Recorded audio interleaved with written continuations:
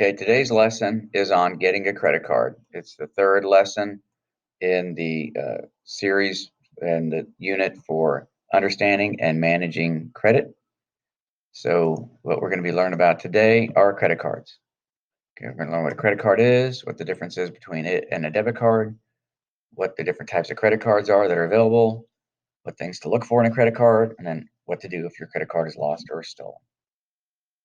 So it's a credit card. Credit card is just basically a convenient way for a creditor, a lender, to be able to loan money on demand to its customers. It's a line of credit. It's one of those revolving credit accounts where they will give you a credit limit and then they will just say you can go use it. Depends on what type of credit card it is, where you can actually use it. So you just go and use the credit card. You are now borrowing money every time you make a purchase, and you'll have to pay that back probably with interest. This is referred to as charging a purchase. When you hear somebody say, I'm going to go charge this, what they're talking about is putting on a credit card to be able to pay it off later. So again, you get to take the merchandise home, or you're paying for whatever service. Say you went to a restaurant, you're buying your meal, and then the credit card company's paying for the purchase, and then now you owe that credit card company that money that they used to pay your purchase for you. So what you do is you get a monthly statement. You'll have a bill, and it's going to show on there the purchases you've made, any payments that you've made against the balance, any finance charges that are going to be made up of the interest owed on the current balance. And that's usually the first thing you'll see. They'll calculate what interest you owe, that finance charge you owe, based on whatever the ending balance is on the statement or whatever it is, however they're computing it. There's different ways that they look at it. We'll talk about that in a minute. So that'll get added. Then any purchases will also get added. And then any payments that you made get added also. It'll tell you what the minimum payment is that's due, as well as the date that it's due. Now, normally, credit card companies are going to collect anywhere from 2 to 2.5% of the outstanding balance as the minimum monthly payment. And remember, all it does is just keep them from reporting you to the credit bureaus and doing a negative report, a derogatory comment on your credit card or your credit overall. They may also, and a lot of times they do this, they just set a minimum, say $20. So if the 2 to 2.5% is less than that minimum, then they're just going to ask for 20. So usually it's 2 to 2.5%, depends on the company, or some minimum like 20. So whichever one is the higher of the two is where you're going to have to pay. Okay, so whatever the greater is, either the set minimum or whatever the percentage of the balance is, that's what they're going to say you owe. Now you can pay more than the minimum. If you pay it off before the end of what's referred to as the grace period, which is the time period that finance charges can be avoided for any balance on there, usually it's about 25 days.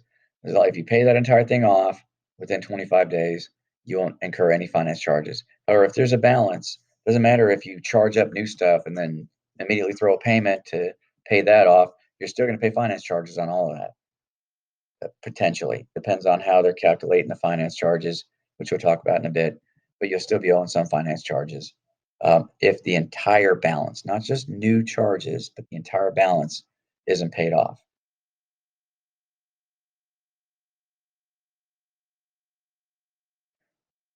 So again, the minimum payment is just to keep them happy. That's really all that it does. If you have a late payment, you're going to see some kind of late payment penalty on the next bill. They may even bump your interest rate. They have the opportunity to do that. Not only that, but if it's over 30 days late, then again, it's going to start getting reported. Anything 30 days or more will get reported. 30 days, 60 day, 90 day, like we talked about in the credit worthiness lesson. Different types of credit cards that are out there. Well, one is called a store credit card. Now, this is one that you can just pretty much get at any store. It's offered by the store. It's only for use in the store, in those stores, and you can't use that card anywhere else. So if you want to be able to go to multiple different stores, for example, like a Kohl's card or a Home Depot card, that's only good at Home Depot or at Kohl's. You can't take a Kohl's card and use it to go make purchases at Home Depot or vice versa. Bank credit cards work slightly different. Now, what these are is a financial institution has backed these. It might be a bank, might be a credit union, whatever. And then they've been issued by them and they're backed by a major credit card company. So it might be a Visa, a MasterCard, a Discover, American Express, or the four common credit cards. So the bank has issued it. It's backed by that major card company. Now you can use that card at any location that accepts Visa or MasterCard, Discover, American Express. Depends on which kind of card it is that you have. So it gets rid of that limitation that you have on a store credit card, where with the Kohl's card, you can only use that at Kohl's, but with some kind of Visa card, you can use it at any store, anywhere that actually accepts Visa. You're not just limited to that store itself. So this is a good example here of one issued by BB&T. So what's the big difference between debit cards and credit cards? I mean, they're both plastic. They both have possibly the Visa logo on it. Well, when you're using a credit card, you are taking out a loan. You're borrowing money from the credit card company whenever you use that card. It's not money of yours that you're spending. It's somebody else's money. You'll receive a monthly statement telling you how much you owe them, what the minimum payments required, and of course, if you don't pay off the entire balance, you'll pay a finance charge on the entire balance. Now, with a debit card, it's not a loan. The money's going to come straight out of your card, out of your checking account, as soon as the bank is notified of the purchase by the credit card company. So that Visa check card, it's going to pretty much come out of your bank account within a couple of working days at worst. Might be the same day it'll come out. There are no statements that you get. It's just transactions that show up on your bank statement. And because it's money that is coming out of your account, it's not money you're borrowing. There are no finance charges associated with it. So if you want to look at a lovely Venn diagram, both of them can be run as credit sales at the store. And there you sign for the transaction or whatever it might be. And a credit card company handles the processing. But that's really the limits of what the likenesses are. The differences is that with a credit card, you're borrowing money. With a debit card, you're not borrowing money. With a credit card, you're going to get some statement that from the credit card company saying how much you borrowed and what transactions those were for. With a debit card, you're just going to have the transaction withdrawals show up on your bank statement. And with a credit card, if you don't pay off the entire balance within the grace period, you're going to pay a finance charge. With a credit card, or excuse me, a debit card, there are no finance charges because you don't have to pay. You were using money directly out of your account. Now the seller probably paid a fee for accepting that card, but that's really their problem. It's not yours. You don't have to worry about extra money coming out because you used your debit card to make a purchase. How do you get these things? Well, you can get them anywhere. You can get them from your financial institution, the bank, credit union. There are other banks and financial institutions that'll offer you their cards. You can get them just because they're not your bank. You can get them from stores.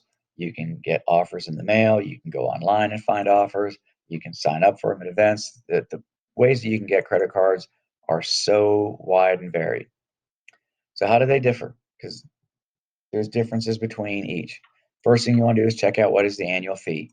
Are they going to charge you a fee just for the privilege of owning that piece of plastic or carrying it around in your wallet or purse, even if you never use it? That's what an annual fee is. One that is notorious for annual fees is American Express. They generally charge you upwards of $75 a year just for the privilege of having that card in your wallet or in your purse, even if you never used it. See what the annual percentage rate is, that APR.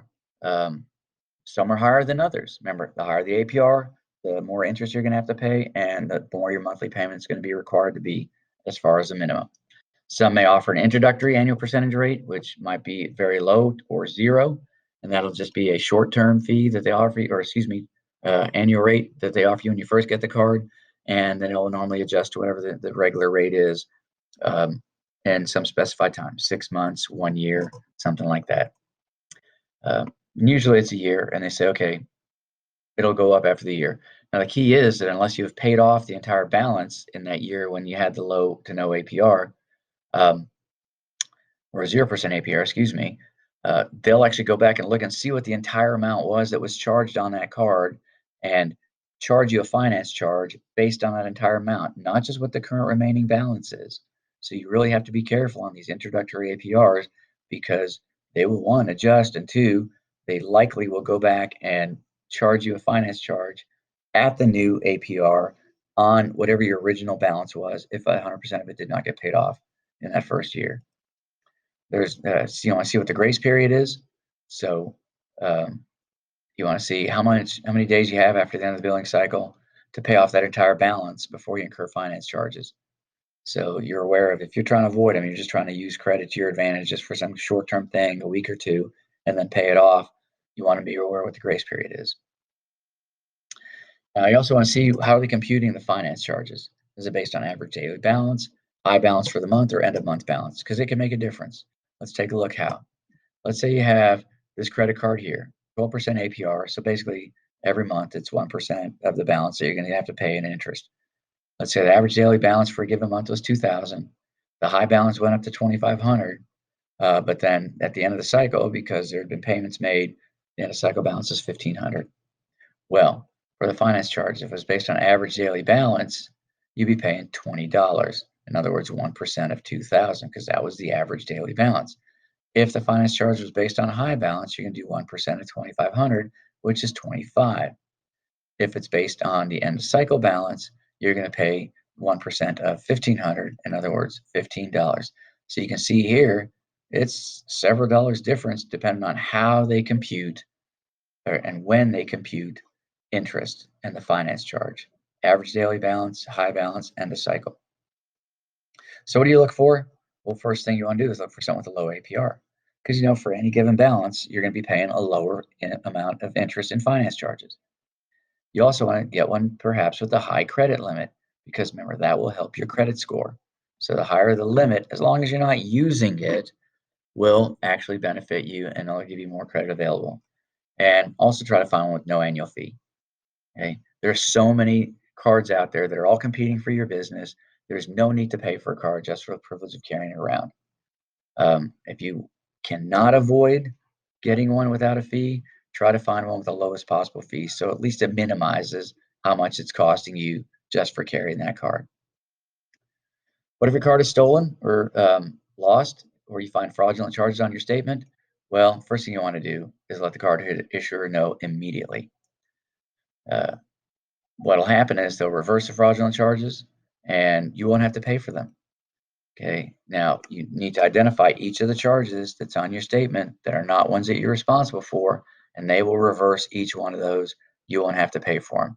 Now, the law says you're not responsible for more than $50 in fraudulent charges, but the reality is no credit card issuer is going to charge you uh, that $50 because they know if they say, oh, you're going to have to pay $50 for something that was absolutely not your fault, then you're probably just going to close that card and go somewhere else.